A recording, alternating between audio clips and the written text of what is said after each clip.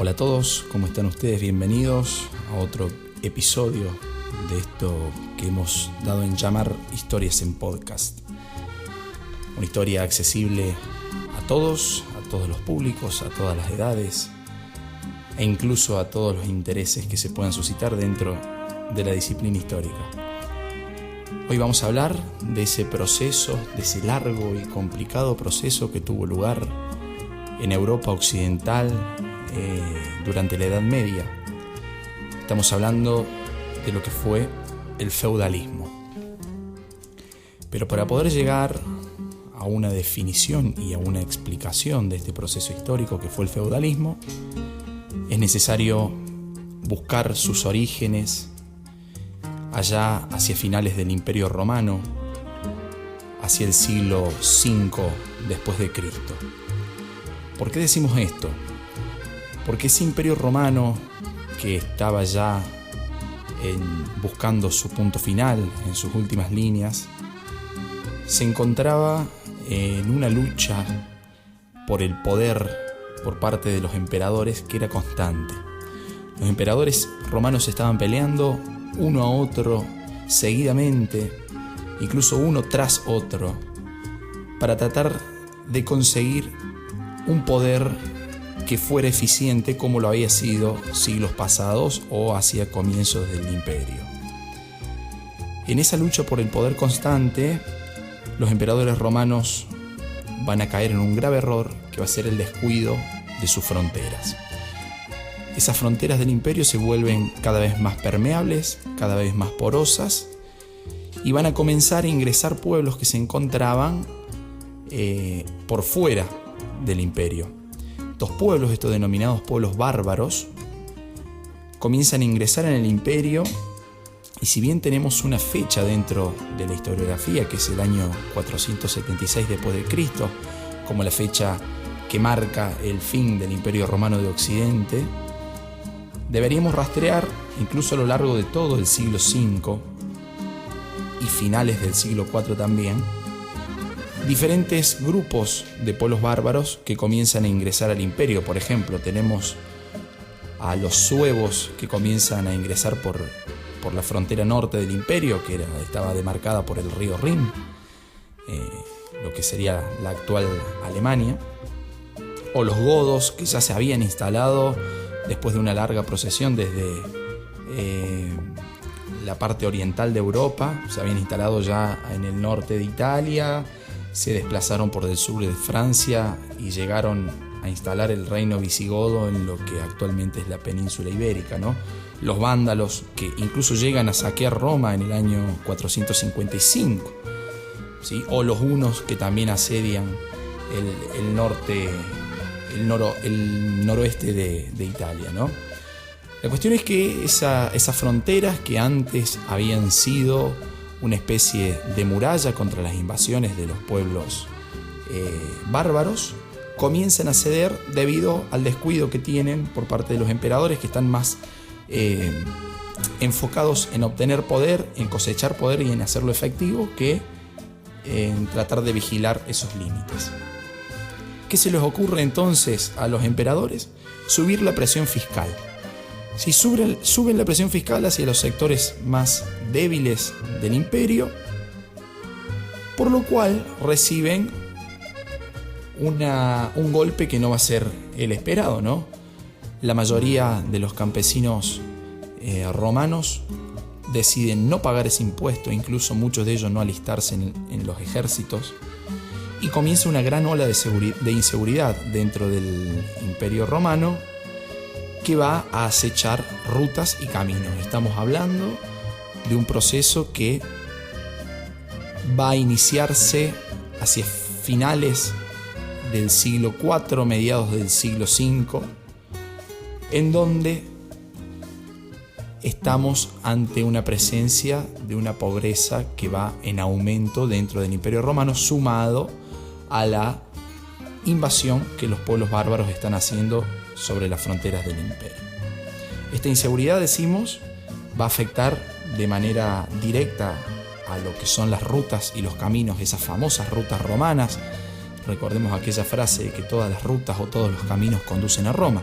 por las cuales el imperio había logrado desarrollar un gran potencial comercial, ¿sí? Y si decimos que la inseguridad ataca principalmente a las rutas y los caminos, estamos diciendo de manera directa que también está atacando al sistema comercial romano. Con estas olas de inseguridades y esta falta de control por parte del poder central del imperio, cae también el comercio, la industria y la artesanía, pero por sobre todo ese comercio que había hecho de Roma un imperio muy prestigioso y con un gran caudal económico. Poco a poco, si el comercio cae, el lugar por directa asociación al cual se une el comercio son las ciudades. Esas ciudades también van a comenzar a desaparecer en muchos casos, y en otros casos van a comenzar a amurallarse. Ese proceso tiene un nombre que los historiadores medievales le han dado en llamar encastelamento, porque comienzan a amurallarse todas aquellas zonas altas, elevadas, en donde nos refugiamos alrededor de un castillo o muchas veces alrededor de una iglesia. Pero esas ciudades ya no tienen más función que la meramente administrativa, porque decimos que el comercio ha comenzado a desaparecer. Poco a poco entonces esta sociedad post-imperial, ni siquiera todavía post-imperial, porque estamos hablando de que el imperio aún existe pero está siendo débil, se va a convertir de a poco en una sociedad rural en donde se van a establecer y donde se van a empezar a formar comunidades aisladas entre sí, porque el uso de los caminos y esas rutas comerciales que habían existido durante el Imperio Romano comienzan también a desaparecer. Va a llegar el año cúlmine, el 476, ya dentro de la era cristiana, en donde se da la caída del Imperio Romano, donde el último emperador, Rómulo Augustulo, es derrocado por Odoacro, ese rey bárbaro perteneciente a la tribu de los érulos, los famosos pueblos germánicos que invaden Roma, la toman y sacan del mando al último emperador del Imperio Romano de Occidente. A partir de ahí tenemos entonces una ausencia de poder central que cada vez se va a hacer más fuerte, incluso después de la caída de Roma, porque ni siquiera los pueblos romanos germánicos logran establecer un poder central fuerte. Estamos hablando de que la sociedad se va haciendo ya desde fines del siglo IV, comienzo del siglo V, cada vez más rural, con comunidades aisladas entre sí. Lo que está faltando aquí es un poder central fuerte. ¿A qué nos va a llevar esto? A que el poder poco a poco se va a comenzar a regionalizar, ¿sí? Ya no va a existir más esa unidad territorial, administrativa y política que era el Imperio Romano, sino que vamos a comenzar a tener territorios aislados, donde cada territorio va a ser un estado y cada estado va a tener una autoridad, o mejor dicho, un señor feudal, al cual ya llegaremos. Ante esta ola de conmoción y desconcierto dentro de la sociedad post-imperial, vamos a comenzar un proceso de, digamos, entrecruzamiento de culturas o fusión cultural, como también se lo llaman, entre lo que queda aún de ese ya desaparecido Imperio Romano y la cultura que traen los pueblos germánicos en sí. En este contexto vamos a tener entonces que los campesinos van a buscar mayor seguridad y mayor protección, porque estamos diciendo que estábamos siendo azotados por una ola de inseguridad en rutas y caminos, ¿no? Al desaparecer las ciudades como núcleo poblacional, estos habitantes antiguos de ciudades van a irse al campo y a comenzar a necesitar de seguridad y protección. Seguridad y protección que se lo va a dar aquella figura que ellos consideren como la más poderosa dentro de cada territorio, ¿no? Porque estamos hablando que el poder central ya había desaparecido. Vamos a tener aquí que esa seguridad y esa protección que buscan los campesinos la van a encontrar en dos figuras o en dos conceptos que en la historia se conocen como encomendación y patrocinio. La encomendación es aquella en la cual un campesino le dice al más poderoso del territorio en donde vive: tomá, te dejo mi tierra, te dejo mi trabajo, te doy mi trabajo, te ofrezco mi trabajo, necesito a cambio solamente que vos me protejas. Este vendría a ser el proceso conocido como encomendación, para tratar de salvar esta cuestión de la seguridad. En cuanto a la protección, va a aparecer una nueva figura que es la del patrocinio, en donde va a haber un señor fuerte en un territorio que va a estar buscando guerreros y guardias para su protección y sobre todo para entablar el arte de la guerra. Y esa búsqueda de guerreros y de guardias va a ser a cambio de una contraprestación que va a ser la entrega de tierras. Esta entrega de tierras se la van a ofrecer a estos campesinos, ¿sí?, que están necesitando de seguridad y de protección.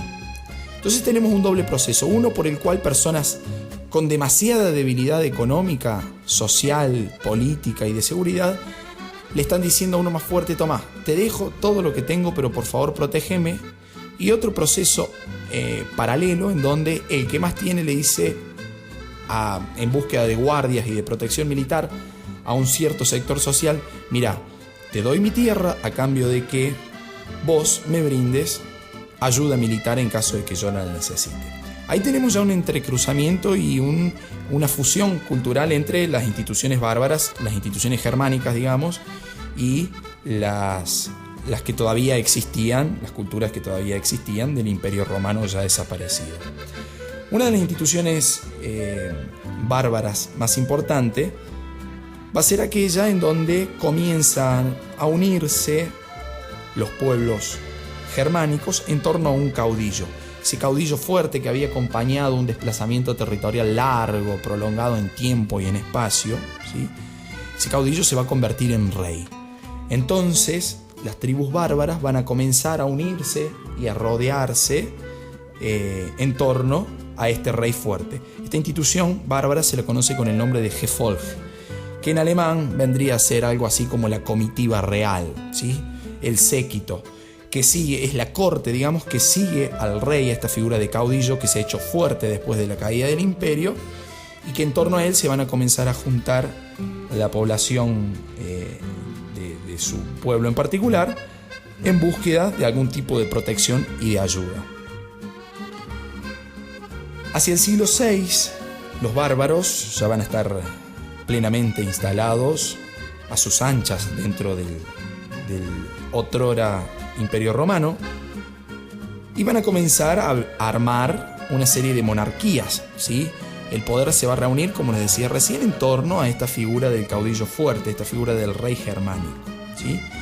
Y va a ser en donde se comienzan a fusionar entonces estas instituciones. La Gefolg, que les decía recién, el patrocinio, que expliqué anteriormente, y también la encomendación.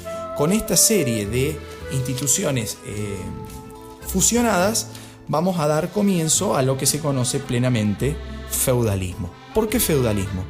Porque en ese momento la unidad de producción que se contaba por esos tiempos era la tierra, y la tierra por esos años recibía el nombre de feudo. Entonces, como nos estamos diciendo que la población comienza a convertirse de poco a poco, de manera procesual, desde finales del siglo IV hasta el siglo VI, en una población netamente rural, porque ha desaparecido el comercio, porque están desapareciendo las ciudades, la unidad productiva por excelencia va a ser el campo. Y ese campo, esa tierra, va a recibir el nombre de feudo. Por lo tanto, el feudalismo va a ser aquel modo de producción que existe en Europa occidental durante la Edad Media, que tiene como unidad productiva básica, esencial, el feudo. Ese feudo que conformaba en sí mismo una economía cerrada. ¿Por qué una economía cerrada o autárquica o autosuficiente? Porque va a ser ese feudo el que produce todos los bienes y todos los productos primarios necesarios para la vida sin necesidad de tener que comerciar. Es por eso que una de las principales causas de la pérdida del comercio en la Edad Media va a ser la autosuficiencia de este feudo. Y van a comenzar acá dos contratos que van a ser los que van a definir al funcionamiento del sistema feudal, que son el contrato de vasallaje y el contrato del beneficio, en donde van a comenzar a aparecer las figuras clásicas que ustedes recordarán quizás haber estudiado en su educación secundaria o haber leído alguna vez en alguna novela o haber visto en alguna película, por ejemplo, Robin Hood en su momento, ¿sí? Estas personas, estos actores sociales van a ser el señor feudal, el vasallo, el rey y los siervos o campesinos. Ya no hablamos tanto de esclavitud en esta época, si bien la esclavitud todavía no va a estar desaparecida como institución reguladora de la economía. Estamos hablando de que procesualmente el modo de producción esclavista que tenía el Imperio Romano, las civilizaciones antiguas como la griega, van a comenzar a desaparecer y va a poco a poco ir apareciendo una nueva forma, que es aquella centrada en el uso de las tierras o de los feudos. Por eso se lo conoce como feudalismo. Volviendo a los contratos sociales que existen, económicos y sociales que existen durante el feudalismo, les dije recién que el primero de ellos es el contrato del vasallaje. Este contrato de vasallaje va a ser aquel en el cual un guerrero le dice al rey: yo soy un guerrero, me declaro tu súbdito y trabajo para vos. Este va a ser el contrato de vasallaje, pero a cambio va a existir el segundo contrato, que es la contraprestación al vasallaje, que es el contrato del beneficio, por el cual el rey se compromete, a cambio de esa declaración que el vasallaje está haciendo, de declararse súbdito y trabajar para él, que va a ser la entrega de tierras. La entrega a la tierra, que muchas veces esa tierra se encuentra ya poblada por campesinos que le están trabajando. ¿Qué hace el vasallo en esos casos? Ese vasallo, con esa tierra que muchas veces tiene campesinos, se convierte en un señor feudal. ¿Por qué? Porque en ese feudo, en esa tierra que el rey le está entregando, la autoridad máxima ya no es el rey. El rey pasa a ser una figura decorativa de segundo o tercer plano, y quien va a controlar el poder, tanto político, social como económico, en ese territorio llamado feudo, va a ser justamente el señor feudal o el vasallo, ¿sí? Ese vasallo que se le había declarado como súbdito al rey y que ahora se convierte en un personaje de poder muy fuerte. Este señor feudal le va a entregar la tierra a campesinos, o puede que ya esa tierra que el rey antes le ha entregado esté en manos de campesinos, que son los que van a realizar el trabajo, van a poder vivir en esa tierra, van a tener un vínculo de sujeción muy fuerte, van a estar sujetos a la tierra, no van a poder desprenderse de ella.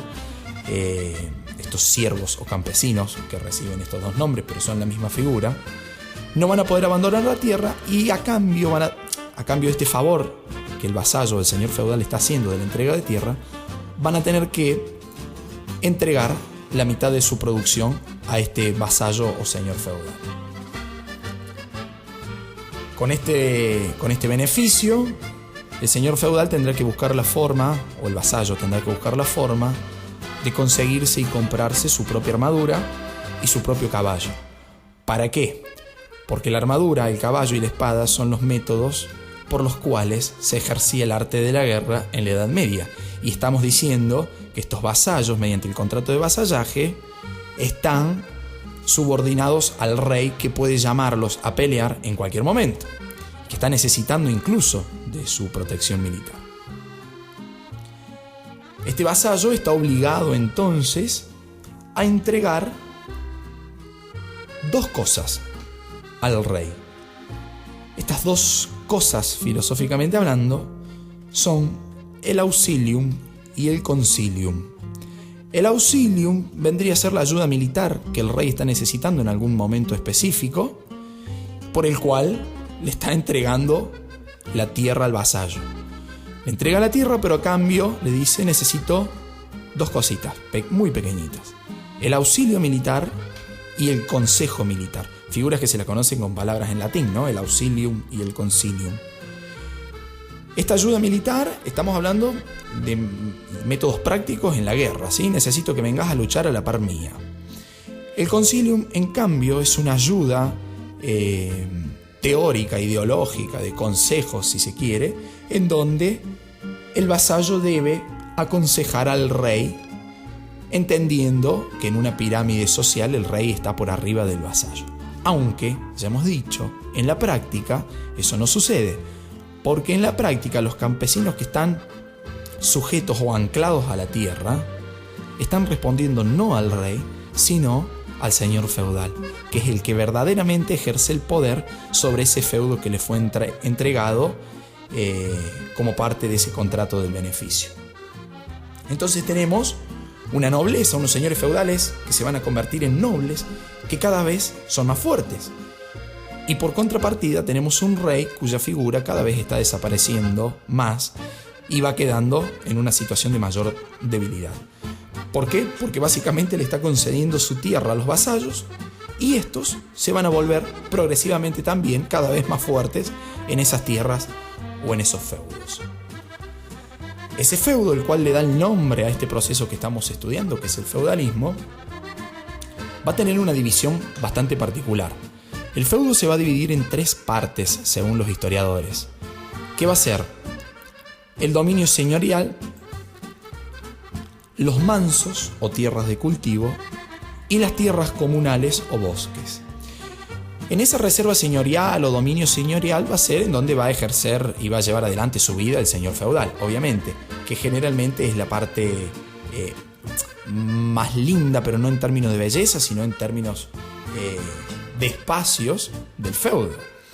Esa parte va a estar reservada al señor feudal, que podrá ahí entrenar sus tácticas militares, estrategias militares y prepararse y practicar para ir a la guerra cuando el rey así lo solicite.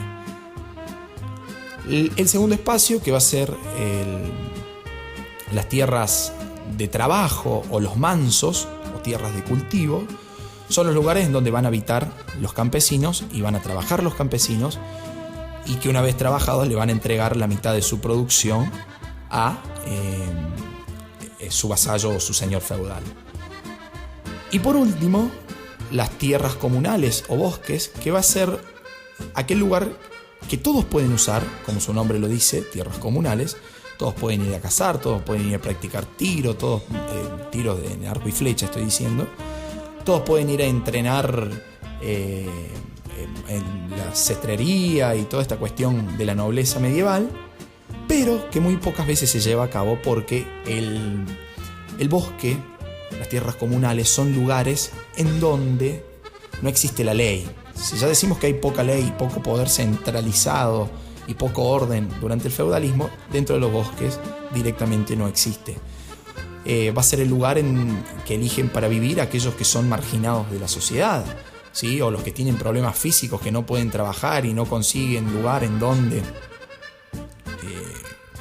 poder ejercer su función social, se refugian en el bosque. Hay un ejemplo muy claro de esto que decía recién en la película Robin Hood, porque justamente Robin Hood se dedica a asaltar caminos para ayudar a los más pobres, que en la mayoría de los casos viven en los bosques, y de hecho nadie entra a los bosques a buscar a Robin Hood, porque es un lugar bastante tenebroso y con todas las paranoias y todos los miedos y los misterios que encierran esos lugares en la Edad Media. Se va a decir que van a ser los lugares de los brujos, de las brujas, de los desposeídos, de los enfermos, de los vagabundos e incluso también de los criminales. Bien, hasta que hemos llegado entonces con una breve definición de lo que fue el feudalismo como proceso y como modo de producción que tiene lugar en un tiempo y en un espacio particular, que va a ser la Europa occidental durante la Edad Media, posterior a la caída del Imperio Romano, pero es un proceso que había iniciadose ya antes de ese 476 que marca el pasaje tradicional y característico de la Edad Antigua a la Edad Media. Siempre decimos que la historia no posee un control remoto que la prende y la apague en un determinado momento, sino que los procesos sociales simplemente se van dando. Y como hemos venido viendo a lo largo de este episodio de Historias en Podcast, había comenzado ya hacia finales del siglo IV, se extiende durante el siglo V, consiguiendo su punto máximo con la caída del Imperio Romano de Occidente en el 476, y comienza a fortalecerse a lo largo del siglo VI, para funcionar durante alrededor de 1000 años. La historiografía clásica dice que esta Edad Media va a llegar hasta el 1453 o 1492, fecha primera que marca la caída del Imperio Romano de Oriente y la segunda, la llegada de los españoles a América.